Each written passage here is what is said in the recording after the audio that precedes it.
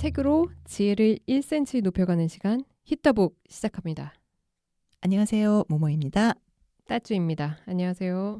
네, 따쭈님은 이제 우리가 책 많이 보잖아요. 이거 하면서 그러니까는 역사적으로 가장 많은 책의 소재가 됐던 전쟁이 뭔지 2차 아세요? 세계대전이죠. 당연히. 바로 나오네. 아니 너무 바로 나오네. 꽤나 최근 일이고 가장 큰 그렇죠, 큰 전쟁이니까. 그렇죠. 가장 네. 큰 전쟁이고 너무나 많은 나라들이 관여했고. 맞아요. 1차 세계대전만 해도 좀 더 짧게 그렇죠. 끝났고, 짧게 끝났고 뭐 충격파가 그렇게 크지도 않았고. 그렇죠. 이렇게 충격적인 그런 많은 일들이 벌어진 전쟁이 사실 세계 2차 대전이었는데, 이제 2차 대전 하면 우리가 이제 딱 떠오르는 거는 뭐 이제 한국에서는 뭐 이제 일본, 네, 뭐 여러 가지 식민지 그런 것도 있지만 전 세계적으로는 역시 나치죠. 맞습니다. 나치 독일의 만행과 이제 히틀러. 이게 되게 어떤 20세기 현대사의 어두운 그림자처럼 이렇게 딱 들러붙어 있는데, 오늘 그래서 그 수많은 많고 많은 2차 대전에 관한 책 중에서 뉘른베르크 나치와 정신과 의사라는 책을 골라서 갖고 왔습니다. 사실 제가 약간 2차 대전 덕후거든요. 아, 그러시구나. 덕후까지는 아닌데 2차 대전에 관한 책을 되게 많이 봤어요. 아, 네. 그 좀 흥미가 있는 분야이기도 해서. 근데 이번에 조금 이제 독특한 책이어가지고 읽어봤는데, 부제는 악마와의 두뇌 게임, 괴링에 빠져들다, 이런 책입니다. 그래서 이게 잭 엘하이라고 이제 뭐 역사나 의학이나 뭐 범죄 이런 거에 대해서 다양한 글을 쓰는 미국의 저널리스트자 이제 작가인데, 이분이 쓴 책인데 내용이 재밌어서 그런지 그 영화로도 만들어졌어요. 러셀 최근이더라고요. 크로우하고, 네, 맞아요. 네, 지난해. 네. 러셀 크로우하고 라미 말렉 주연으로 이제 뉘른베르크라는 영화로도 만들어졌는데, 이게 그러니까 뭐 간단하게 말씀을 드리면 그 나치 전범들을 재판한 독일에서 열린 그 뉘른베르크 재판을 앞두고 이제 헤르만 괴링 같은 그 나치 최고위층 전범들의 정신 상태를, 이 사람들이 재판에 제대로 임할 수 있는지를 이제 정신 감정을 하고 이 사람들의 멘탈 관리를 해야 되는데, 그거를 했던 미국의 이제 육군 정신과 의사 더글라스 맥글래션 켈리라는 의사가 있었는데, 그 사람이 이제 직접 관찰하고 직접 소통했던 22명의 나치 전범의 이야기이면서 이 의사의 이야기예요. 그래서 되게 그 뭐 피고인들의 의료 기록, 뭐 그리고 이 의사의 아들의 인터뷰, 뭐 이런 거를 되게 이제 꼼꼼하게 취재를 해서 나치 피고인들이 어떻게 이제 그 재판을 준비하는 과정에서 어땠고, 어떻게 재판이 끝났고, 이 사람들이 어떤 사람들이었는지, 그런 거를 이 책을 통해서 이제 볼 수 있는 그런 약간 논픽션 저서인데, 일단 그 뉘른베르크 재판에 대해서는 아마 많은 네, 분들이 그렇죠. 이름을 들어보셨을 거예요. 왜냐면 그거 관련된 정말 책도 많고 영화도 많고, 많죠. 예, 그래서 이게 이제 2차 대전 종전 후에 1945년 11월 20일부터 이듬해 10월 1일까지 열린 국제 군사 재판입니다. 뉘른베르크에서 열렸고, 이 피고인이 이제 나치 독일에서의 어떤 정치 군사 지도자 24명이었고, 이 사람들이 이제 홀로코스트를 비롯한 전쟁 범죄를 뭐 계획하고 실행하고 관여한 혐의로 피소가 됐는데, 사실 나치 우두머리인 아돌프 히틀러는 기소가 되지 않았죠. 죽었으니까. 그 이제 항복하기 직전인 4월 30일에 권총 자살을 했고, 그 이제 히틀러의 아내였던 에바 브라운도 청산가리로 자살을 했고, 그리고 이제 그 나치 지도자 중에 또 유명했던 뭐 하인리히 힘러, 그리고 또 한 명 있죠, 요제프 괴벨스. 이렇게 우리가 좀 이름을 많이 아는 사람들, 요들도 이제 자살을 했죠, 다. 그래서 재판은 받지 않았는데, 그래서 이제 알만한 사람 중에 제일 유명한 사람이 이 재판을 받은 가장 유명한 사람이었던 게 이 헤르만 괴링 제국 원수, 그리고 이제 공군 총사령관이기도 했고, 그리고 이 밖에도 뭐 외무장관이었던 요아힘 폰 리벤트로프, 또 뭐 여러 사람이 있죠. 뭐 마르틴 보만핀부터 시작해가지고, 그래서 이제 12명한테 사형이 언도가 됐는데, 괴링은 형 집행 직전에 청산가리로 자살을 하고, 그리고 보호만은 이미 사망한 상태였어요. 사실 기소가 됐을 당시. 그러면 여찌저찌 해서 결국은 이제 사형이 집행된 거는 10명이었고 몇몇은 또 이제 무죄 석방되기도 했어요. 그 전쟁 범죄랑 뭐 그게 없다고 연결성이 없다고 그래서. 그리고 이들의 이제 정신 상태를 감정했던 이 정신과 의사 켈리라는 사람은 이제 또 어떻게 됐는지 이 책을 보면 이제 나옵니다. 그래서 저는 이 책이 너무 사실 솔직히 말씀드리면 니른베르크 재판에 관한 책들이 워낙 많고 뭐 그 한나 아렌트가 쓴 뭐 그런 책도 있고 물론 읽어보진 않았지만 그거는 니른베르크 재판은 아니었죠. 네, 그렇죠. 근데 이제 그때 악의 병범성. 네, 그렇죠. 그 관련되어 있던 그때 전범들에 관한 책도 워낙 많고 그러다 보니까 뭐 이렇게 큰 흥미가 없었는데 이 내용 스토리를 보니까 너무 어떻게 이런 일이 있을 수가 있나 싶을 정도의 흥미로운 책이었어요. 영화 이상의 너무 드라마와 같은 인간에 대해서 한번 생각하게 하는 그런 그렇죠. 정말 스토리가 있더라고요. 맞아요. 예, 그래서 그 의사한테는 어떤 일이 벌어졌죠? 그 의사는 뭐 이건 이건 스포라고 생각하시면은 이제 안 되고요. 다뭐 이미 하는 게 다 책에 대한 스포인데. 그렇죠. 뭐 어쩔 스포라고 것이야. 생각하시는 분들은 잠깐 아닌가? 멈추고 아닌가? 아니 이거 너무 핵심적인 내용에서 얘기를 해야 될 것 같습니다. 그렇죠. 예. 이제 좀 처음부터 말씀을 드리면 이 의사가 이제 정신 상태를 조사해 봐라 하는 임무를 맡고 이 그 나치 지도자들이 수감된 몽도르 프레뱅으로 이제 파견이 돼요. 그래서 임무는 딱 하나예요. 이 수감자들이 재판에서 이제 판결을 받을 때까지 재판을 치를 수 있도록 정신 상태를 유지해라. 그래서 이제 뭐 계속 뭐 이렇게 면담도 하고 하는데 이 켈리가 사실 개인적인 야심이랄까 목표가 있었어요. 그러니까 이 나치 전범이라는 게 사실 인류 최악의 진짜 그 전에 볼 수 없었던 범죄를 집단적으로 저지른 사람들인데 이들이 뭔가 공통된 정신적인 결함, 어떤 그 악행을 할 수 있는 성향, 그 공통점이 있을 것이다. 그래서 이거를 밝혀내면 어마어마한 발견이 될 것이다. 라고 이제 그거를 약간 개인적인 그 미션으로 삼은 거예요. 그래가지고 이제 뭐 여러 사람들을 막 면담을 하고 막 이렇게 하는데 결국은 이 사람이 내린 결론은 이 전범들이 어떤 미치거나 특별한 사람들은 아니다. 그래서 이들한테서 공통적인 정신적인 특성은 발견할 수가 없다라는 결론을 내렸고 사실 뭐 그 책 중간에 나오는 거에서 딱 한 명 뭐 뇌손상이 있었던 사람이 있었다고 했는데 그래서 그 사람은 이제 자살을 하나 뭐 아무튼 그랬는데 그 사람을 제외하고는 사실 아무런 그런 정신적인 그러니까 선악을 구별할 수 없을 정도의 정신적인 결함은 없었다. 네, 그 아까 말씀하신 거 제가 헷갈렸는데 그 하나 아렌트가 쓴 예루살렘의 아이히만은 맞아요. 예루살렘의 아이히만은 이 뉴른베르크 재판을 피해서 그 아이히만이 도망가. 그렇죠. 그건 한참 뒤에 열린 그죠. 재판이었죠. 숨어 살란데 이제 그 찾아내가지고 이제 다시 재판에 회부했는데 약간 되게 이 책과 결론적으로 굉장히 일맥상통하는 내용인 거죠.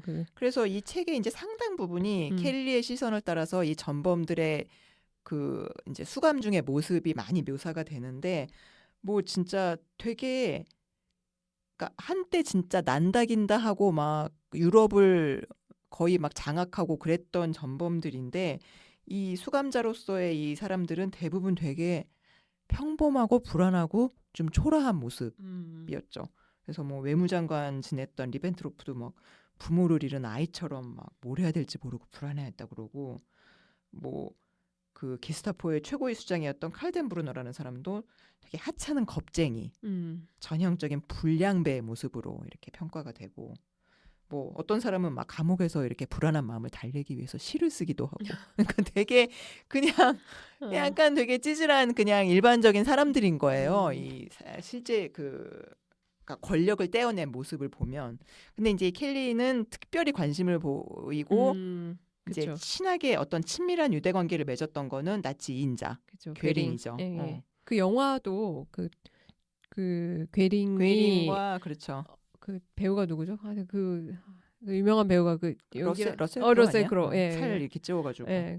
그래서 그와의 어떤 유대 관계, 맞아요. 유대감, 유착감 이런 것들을 맞아요. 이제 집중적으로 그래서 표현한- 괴링도 이 의사를 되게 신뢰를 해서 가족에 대한 거를 모두 이 의사한테 부탁을 하고, 그리고 이 켈리도 되게 그러니까 괴링을 매력적인 인물로 느껴요. 그래서 이렇게 막 기록을 하거나 묘사하거나 평가를 하거나 하는 거를 보면은 되게 막 지적이고 그럴듯한 용모의 강하고 역동적인 인물. 뭐 약간 이런 식으로 되게 좀 긍정적으로 평가를 하고 뭐 낙관주의자이고 현실주의자이고 유머가 넘치고 뭐 유머도 넘치고 그러니까 되게 매력적인 서로 인물. 뭐 이렇게 좀 그러니까 서로에게서 공통점을 많이 맞아요. 발견했다는데 되게 자기 일 열심히 하고 이게 주변에 약간 통제욕이 있고 그렇죠. 이런 성향인데 서로에게서 서로를 좀 발견을 하면서 한 거죠. 네. 그래서 결국은 이 켈리가 이제 여기서부터 중대 스포입니다. 삐오. 삐오. 켈리가 되게 그러니까 괴링한테 감정적으로 이입이 많이 된 것 같아요. 이제 이 괴링이 사형이 선고가 되면서 어떻게 숨겼는지 모르겠는데 몰래 숨기고 너무 있던. 이상하지 않아요? 나는 좀 그러니까 이거를 얻다가 숨겼다는 그러니까 이게 밝혀지지 않은 거예요. 사실은 알 수가 없는 건데 뭐 그 간수인지 아무튼 교도관이 누가 뭐 줬다는 얘기도 있고 뭐 여러 가지 썰이 있는 것 같은데 어쨌거나 청산가리를 손에 놓고 이걸로 자살을 했단 말이에요. 자기는 교수형 당하기가 싫다. 그렇죠. 나는 총사령을 시켜달라. 했지. 단박에 줄게. 근데 이제 안 된다. 거부를 당하고 이렇게 모욕적으로 죽어라. 뭐 이제 이렇게 된 거죠. 네. 근데 그거를 두고 이 자살을 한 거를 두고 사실 우리가 보기에는 책임도 안 지고 되게 뻔뻔하다 이런 생각을 약간 저는 했는데 약간 했지만 켈리는 되게 이 평가를 한 거 보면은 이 사람 약간 정상 아니구나 싶었던 게 노련하면서도 심지어 눈부시다고까지 할 만한 마무리로서 훗날 독일인이 숭배할 법한 일종의 기념비를 완성했다. 이런 소리를 히틀러도 진짜 건초장사를 했는데 좀 같은 약간 좀 하겠는데요. 약간 이 사람 이미 좀 상태 안 좋아졌구나. 경도가 많이 됐구나라고 생각을 했는데 아니나 다를까. 이제 이 저자도 켈리가 자신도 모르게 괴링에게 자신을 이제 동일시했다 이렇게 평가를 하는데 이제 결국 켈리 자신도 이제 1958년이죠.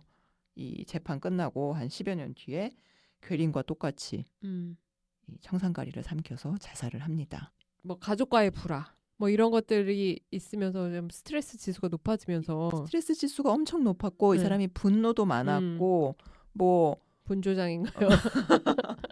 그러니까 가족들이 보는 앞에서 그렇죠. 자살을 그것도 했죠. 가족들이 보는 앞에서 청산가리를 먹고 죽었다고. 근데 사실 또 자살 원인은 명확하게 밝혀지지는 않았어요. 막 그렇게 자살을 할 정도로 가족이랑 너무너무 막 사이가 틀어져서 이런 것 같지도 않아. 그냥 당시에 UC 버클리의 교수였어요. 근데 이제 분노를 다스리지 못하고 알코올 중독 상태였고. 그러니까는 약간 뉘른베르크에서 그 이후에 어떤 정말 그 PTSD라고 해야 돼 외상후증후군 같은 그런 무슨 복잡한 일이 머릿속에서 벌어졌는지는 우리가 또 알 수 없는 거지. 근데 그 이제 전범들하고 지냈던 그 경험 때문에 약간 진짜 이 자신을 일체화 시켰는지 그거는 조금 알 수가 없죠. 이제 좀 되게 일맥상통하는 류의 이제 책이나 뭐 스토리가 많은데 되게 왜 우리나라에서도 어느 영화였죠? 막 고문을 하는데 집에서는 너무 따뜻한 그러니까 그렇죠, 그때 변호인이었나 그렇죠. 그런 영화 변호인의 영화였나 제가 정확하게 기억이 안 나는데 그때 고문하는 그런 정말 고문 기술자 정말 극악무도한 사회적으로 보면 근데 집에서는 막 한없이 따뜻한 맞아요. 가장이고 책임감 넘치는 사람인 거예요. 근데 최근에 나왔던 영화 중에도 뭐 그런 것들이 있는데 그래서 여기도 이게 진짜 거기서부터 또 일맥상통한다는 생각이 드는 게 이 사람들 정말 실제로 만나면 되게 인간적인 매력이 넘치는 카리스마 넘치는 그 장교이자 그러니까 괴링도 막 그랬을 것 같습니다. 와이프 걱정 엄청 하고 막 애 걱정 엄청 하고 아니 뭐 되게 따뜻해 보이네. 근데 그게 또 아닌 거잖아요. 그러다 보니까 정말 또 다른 모습이 있는 거잖아. 그래서 켈리가 내린 결론은 이거예요.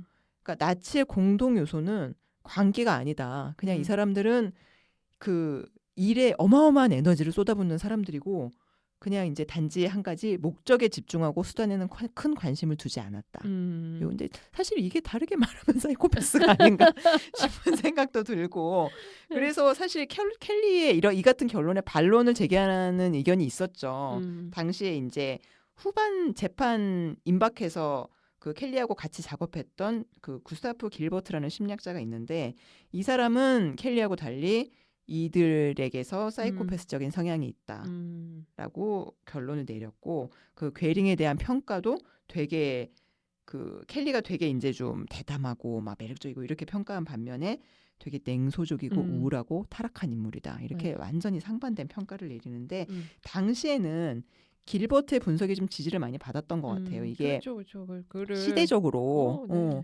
그렇게 그런 흉악한 짓을 미화하는 거야. 너 지금 막 이렇게 되는 거죠. 흉악한 짓을 저지르는데 우리랑 다른 사람이어야 되지 않겠어? 이런 게 있었겠죠. 근데 이제 이로부터 한 10몇 년 뒤인가 그 61년, 61년에 이제 아까 말씀하셨던 그 아돌프 아이히만의 재판이 예루살렘 이스라엘에서 열렸는데 한나 아렌트가 이제 같은 거를 발견을 한 거죠. 어떤 악의 평범성이다. 이거는 그냥 아돌프 아이히만이라는 사람은 사실 홀로코스트의 어떤 실무 책임자인데 얘는 그냥 조직에서 주어진 일을 그냥 무지성으로 수행을 한 평범한 관료였다. 그러니까는 누구에게나 악의 그게 잠재성이 내재해 있다. 뭐 이제 켈리도 마찬가지로 누구나 악을 행할 수 있다. 그런 점에서 아렌트의 그 평가고는 좀 일맥상통하기는 한데 이 조금 다른 점이 있다면 이 책에도 좀 나오는데 아렌트는 이제 이 나치 전범들이 상부의 명령을 그냥 일상적인 절차로 그냥 이렇게 생각하지 않고 수능적으로 따랐다. 이렇게 평가한 반면에 켈리는 대다수 나치들이 특히 이제 괴링 같은 경우가 그랬겠지만 자신을 되게 특별하게 여기고 뭔가 영웅이 되고 싶어하고 그런 면모가 있었다. 그렇게 조금 다르긴 하지만 어쨌거나 비슷한 결론을 내린 거죠. 그러니까는 우리 주위에 수많은 사람들도 어떤 환경에 따라서는 저들처럼 될 수 있다라는 거를 끊임없이 이 사람은 얘기를 하고 다닌 거죠. 우리 모두에게도 이런 잠재력이 있고 나치 전범이랑 우리를 구분짓는 어떤 근본적인 차이는 없다라고 얘기를 한 거죠. 더 리더라는 혹시 영화 보셨죠? 그 책 읽어주는 남자. 봤죠. 네, 이것도 역시 이제 같은 그 다 여성 그 이제 케이트 윈슬렛이 맞아요. 예.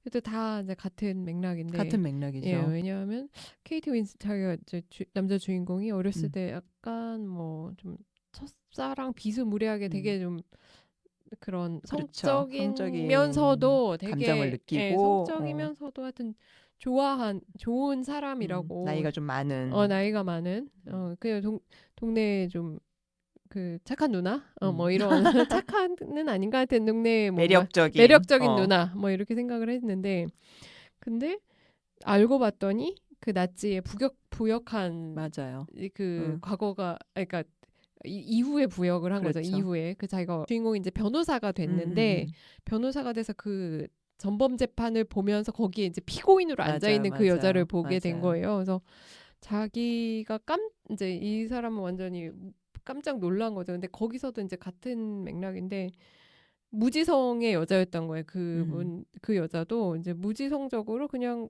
그 재판에 나가서 한 얘기가 그거잖아요.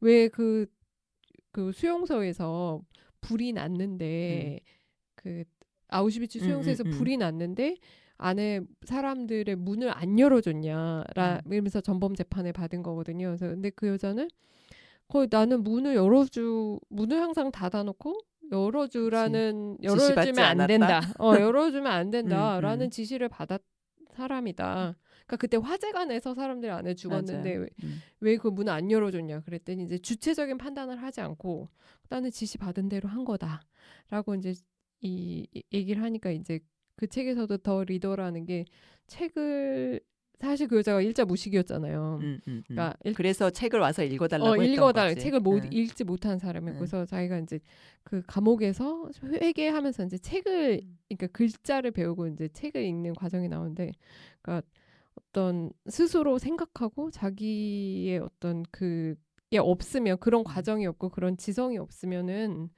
결국에는 그런 환경이 나에게 벌어졌을 때 맞아요. 나도 그런 사람이 될 수 있다라는 거를 이제 말해주는 영화인데 여기도 마찬가지 자기가 이제 그 상황에 처해지면 우리가 정말 어떤 반성적인 비판적인 사고를 하지 않으면 그냥 그 그렇죠. 상황에 그냥 흘러가는 대로 그냥 나도 뭐 자기 일 열심히 하는 사람일수록 그런 맞아, 조직에 맞아. 서서 성공하게 되고 성공하면 맞아요. 할수록 더 많은 나쁜 일을 저지르게 그렇지, 되는 그렇지. 뭐 구조가 요즘 되는 지금도 거죠. 사실 알게 모르게 크게 작게 많이 벌어지고 있는 일이겠죠. 그래서 이제 여러 지금 조직에서.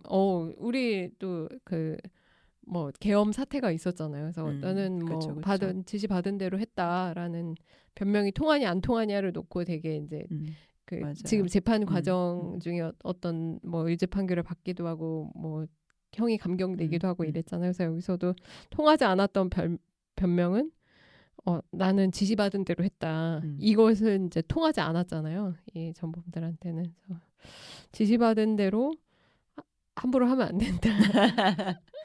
그러게 말이에요. 근데 근데 아무튼 뭐 특별히 사악하다 이렇다기보다는 진짜 얼마나 그거를 자기가 주체적으로 판단을 하고 그 옳고 그름을 비판적으로 가리느냐. 성찰할 수 있느냐 이 능력이 되게 중요하고 저는 이 스토리를 보면서 이 의사의 스토리를 보면서 뭐 전범보다는 이 의사와 관련해서는 그 말이 생각이 났어요. 이게 제가 찾았는데, 그러니까 괴물과 싸우는 사람은 스스로 괴물이 되지 않도록 조심해야 된다. 우리가 괴물의 심연을 오랫동안 들여다보면 그 심연도 우리를 들여다본다. 그래서 내가 뭔가 그런 그 악과 대결을 하겠다라고 하는 그 경계에 있는 사람들이 자칫하면 그 악에 자기가 먹히는 빨려 들어가는 그런 상황이 많이 오는 것 같은데 바로 이 의사가 그 심연에 자기를 잃은 게 아닌가라는 생각이 되게 들었습니다. 맞아요. 이 책에서 약간 좀 인상적이었던 장면은 저는 이제 그 뉘른베르크 재판 도중에 그 강제 수용소의 영상 증거를 공개하는 장면이 묘사가 되는 부분이 있었어요. 되게 그러니까는 자기네들이 여태까지 뭐 나는 뭐 모르고 막 그런 일 저지른 적 없고 막 이제 그런 얘기를 하다가 그 수용소에서 어떻게 이 수감자들을 다루고 막 정말 막 삐쩍 말라가지고 막 우리 요즘에 지금은 흔하게 볼 수 있는 그 영상들이잖아요. 이 수용복 막 이렇게 입고 막 정말 거의 해골처럼 이렇게 막 사람 죽어 있기도 하고 막 가스실 단체로 들어가고 그런 거를 봤을 때 이 사람들이 반응 그게 이제 짧게 묘사가 되는데 뭐 누구는 초조하게 막 얼굴을 돌리기도 하고 막 심지어 막 흐느끼기도 하고 막 그 저녁에 이제 감옥 가가지고 뭐 나는 몰랐다 이러고 막 울부짖기도 하고 되게 뭔가 이 범죄에 대한 반성이라기보다는 다가올 자신의 운명을 감지한 어떤 방어 기제가 아니었을까. 되게 최근에 우리 전직 총리께서도 재판에서 그런 정말 거죠. 그런 거죠. 오열했던 그 장면이 그런 거죠. 그러니까 사실 지금도 되게 끔찍한 장면인데 그 당시에 사람들이 이 영상을 처음 봤으면 도대체 얼마나 충격적이었을까. 그렇죠. 그런 부분도 조금 되게 상상하기 어려운 부분이기도 하고 아무튼 그래서 이제 켈리는 이런 결론을 여러 가지 이제 자신의 그런 결론을 내리면서 그런 일이 다시 일어날 수 있다. 이런 불안감을 갖고 그 부분을 많이 설파를 했다고 그래요.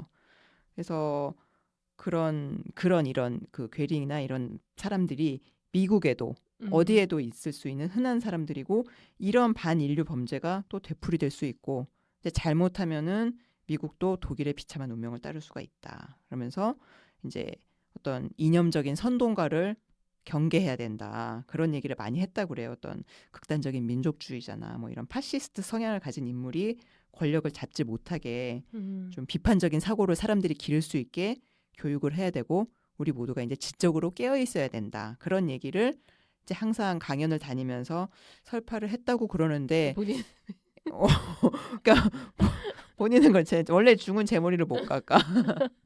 근데 본인은 그런 약간 자기 내면의 어둠을 결국은 다스리지 못하고 이제 그런 비극적인 결말을 맞았고 이 의사의 경고가 되게 오늘날에 원래도 되게 유효한 것 같다. 그래서 지금 미국에서 벌어지고 있는 또 많은 일들을 미국뿐만 아니라 이제 전 뭐 전 세계적으로 세계적으로 예. 예, 이렇게 보면서 참 약간의 뭔가 씁쓸한 느낌이 들고 아, 역사는 언제 또 되풀이될지 모른다. 한편으로는 나는 그 역사의 한복판에 있지 않아서 다행이다. 아니야, 근데 한복판에 있지 않았는데 네. 그러니까 이런 격변의 시대를 알 수 없는 거죠. 근데 이제 하여튼 지금은 이제 격변의 시대를 겪을 가능성이 아직은 되게 작은 것 같은데 진짜 막 뭐 일제 시대라던가 뭐 19세기 그렇죠. 후반, 20세기 초반 뭐 이렇게 역사가 격변하던 시기가 있잖아요. 그렇죠, 그렇죠. 예, 뭐 그런데 이제 그런 시기를 겪지 않아서 얼마나 다행인지 모르겠습니다. 그때는 뭔가 선택을 해야 되잖아요. 내가 이제 선택을 했을까 일반 사람들이? 선택에 몰리게 되죠. 저 사람을 신고할 것인가? 내 옆집에 숨어 있는 유대인을 신고할 것인가? 뭐 여러 가지를 선택을 할 수밖에 없는 상황에 몰리게 되죠. 그래서 사실은 그런 선택의 상황을 안 만드는 게 가장 그렇죠. 그런 환경에 처하지 않는 게 최선의 방어죠. 최선의 방법이죠. 사실은 그거는 우리가 정할 수 있는 건 아니지. 그런긴 해요. 그래서 말은 쉽죠. 비판적으로 반성적인 사고, 성찰적인 사고를 통해서 이제 뭐 자기가 의식하지 못하는 그런 악을 저지르면 안 된다라는 말이 쉽지만 내가 그 상황에 놓이면 나는 또 어떤 또 그렇게 될 수 있지. 그러니까는 계속 모르죠. 얘기를 한 건데 또 교수님이잖아요. 그렇죠. 예. 교수님은 또 이렇게 도덕적이고 우리 몸은 피와 살이 되는 얘기를 해줘야 되는 사람이니까. 강연료 받으면 뭔가 얘기해야죠. 그럼. 그래서 아무튼 이제 그렇게 이 의사의 자살로 결국은 이제 이 막을 내리고 뭐랄까 많은 생각을 하게 하는 책이었어요. 사실은 제가 아까 제가 2차 대전은 그 내용을 좀 좋아한다 그랬잖아요. 그래서 예전에 그 한나 아렌트의 예루살렘의 아이히만을 이제 책을 좀 읽어보겠다고. 그거 너무 두꺼운데요? 아니야, 생각보다 그래요? 그렇게 두껍지는 않아요. 제가 본 책은 왜 이렇게 두껍죠? 아니, 생각보다 그렇지는 않은데 문제는 정말 책의 진도로 나갈 수가 없어. 너무 이게 그냥 정말 재판을 이렇게 약간 기록한 재판 속기록과 같은 그런 느낌이군요. 재판을 기록한 거예요. 진짜 그냥 드라이하게. 그래서 볼 수가 없어. 그래서 읽다가 약간 몇 장 읽다가 진짜 안 되겠다 이러고 포기했어요. 결론은 그냥 하나야. 악의 평범성. 그렇죠. 그래서 내가 아는 분 중에 이 책을 진짜 꾹 참고 끝까지 읽은 분이 있대요. 근데 나보고 야 그거 보지 마. 그냥 그게 다야. 라고 얘기하면은 이제 또 이 책의 훌륭한 가치를 너무 평가절하하는 것 같고 그렇긴 한데 아무튼 그 책은 상당히 어렵고 좀 어떻게 보면 조금 지루한 부분이 있고 그렇기는 한데 이 책은 되게 같은 주제잖아요. 어떻게 보면은 비슷한 주제인데 되게 좀 흥미롭게 그 어려움 없이 읽을 수 있게 잘 쓰여진 책인 것 같았어요. 저는 그 영화로 더 리더 추천합니다. 혹시 안 보신 분 있으면. 더 리더 훌륭하죠. 그것도 좀 상당히 오래된 영화였던 것 같긴 한데. 그렇긴 한데 좀 다 같은 주제의식. 그렇죠. 같은 주제의식이죠. 근데 더 리더 저도 예전이긴 한데 되게 재밌게 봤던 기억이 있는 책이어서 추천드리고 이 책도 혹시 그런 약간 2차 대전이나 관심이 약간 있으신 분 어떤 덕후 2차 대전 덕후들 범죄 심리 이런 쪽 관심이 있으신 분들은 이쪽도 추천을 드리겠습니다. 사실 근데 모르죠. 이런 지금의 어떤 그런 과학 분석과 뭐 심리 분석과 이런 거에서는 이제 우리 모두에게 그런 악의 잠재력이 있고 그게 어떤 환경에서 분출이 될 수 있고 그런 게 이제 당연한 것으로 생각이 되고 있지만 또 진실은 알 수 없는 거지.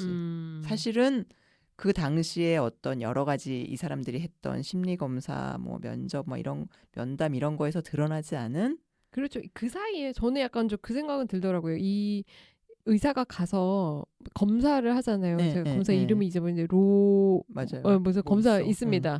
그래서 그 검사를 통해서 뭐 이렇게 뭐 이런 검은 점 이런 걸 보여주고 무슨 뜻인 거 같냐 뭐 이런 걸 먼저 물어봐서 이 사람의 어떤 심리를 읽어내고 이런 건데 그건 좀 너무 초기 버전 아닌가. 그렇죠. 그 어떤 이후에 심리 심리 분석이. 분석이라는 거가 어마어마하게 또 발전을 예, 했을 그 테고. 사이에 지금 5, 60년 사이에 얼마나 큰 그렇죠. 발전이 있었어요. 그래서 아마 사이코패스 검사하면 그 사페에 나오는 그러니까 다는 아니어도 그 중에서 다는 아니어도 뭐 나올 그렇죠. 가능성이 있고 그 모를 일이라고 생각합니다. 근데 하지만 많은 사람들은 부역한 많은 사람들 그렇죠. 이제 경우에는 최고 지도자가 아니건 그 아니면 밑에 수용소에 그렇죠. 수용소장 이 정도 되면 정말 거기서 막 일부러 막 사람을 괴롭히고 이런 사람들 있잖아요. 어쩔 수 없이 내가 직장인으로서 이 일을 한다 이런 사람들 말고 정말 막 그렇죠. 사람을 괴롭히는 걸 즐기고 자기 이상한 그 권력욕을 막 보이는 그런 가학적인 기질을 보이고. 네, 맞아요. 그런 사람들은 분명히 그런 성향이 있었을 것 같다라는 생각은 듭니다. 그러니까요. 근데 대부분의 사람들은 좀 부역자로서 그냥 진짜 네. 아무 생각 없이 직장인, 그냥 시키니까 한다. 내가 그게- 무슨 힘이 있냐 뭐 이런 걸 수도 그런 있고. 것까지도 아니고 뭐 그냥 직장으로서 그냥 아무 생각 없이 무지성으로 다녔던 거 그렇죠. 아닌가.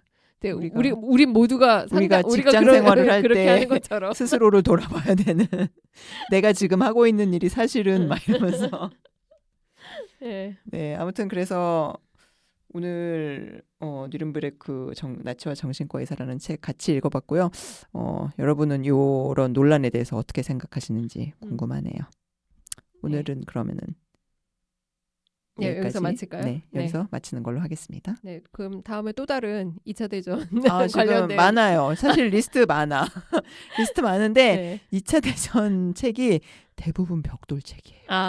그렇군요. 대부분 벽돌책이라 이게 좀 그런 거 좀 상당히 자제 부탁드립니다. 지금 어마어마한 벽돌책을 내가 그렇지 않아도 최근에 읽어가지고 이름이 뭐죠? 피해 젖은 땅? 네, 지난번에 얼핏 언급하셨습니다. 네. 그 진짜 어마어마한 벽돌책이고 되게 읽고 있으면 정말 여긴 인간이 어디? 이럴 수가 있나 그런 약간 건가? 그래요? 되게 좀 마음이 진짜 안 좋아요. 근데 되게 또 읽어볼 만한 가치는 그렇죠. 있는 책이죠. 인간이란 어떤 인간이- 존재인가? 인간에 대해서 진짜 한번 생각을 네. 하게 되고 어디까지 갈 수 있나 인간이란 존재가 맞아요. 그런 거에 대해서 좀 많이 생각을 해보게 되는 책들이 무궁무진하게 있습니다, 여러분. 조금 이따가 해주십시오. 알겠습니다. 네, 오늘은 그러면 여기서 인사드리겠습니다. 예, 감사합니다. 감사합니다.